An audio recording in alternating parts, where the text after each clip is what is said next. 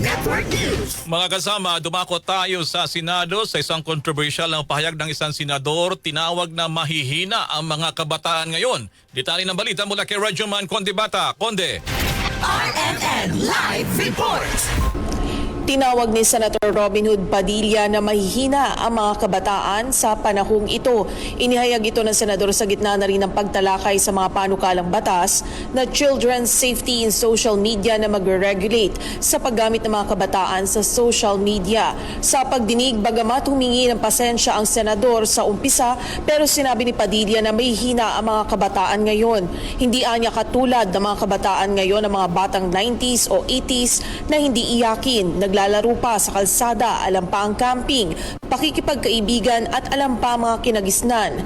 Maging ang salitang depression ay hindi naman uso noon na ngayon lamang niya nalaman at maski anya isang batang maliit ngayon ay sasabihin na depressed siya. Ang mga bata po ngayon, sad to say, huwag kayong magagalit sa akin. Ako, maraming batang magagalit siguro, pero pasensya na kayo.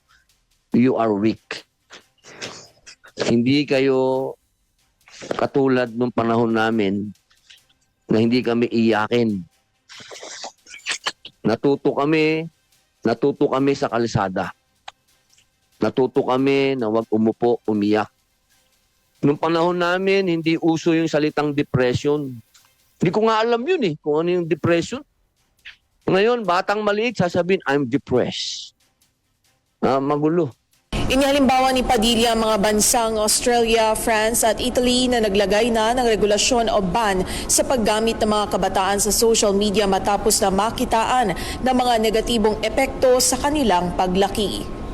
Kasama mo sa DZXL RMN Manila, Radyoman Conde Bata, Tatak, RMN. RMN Network News.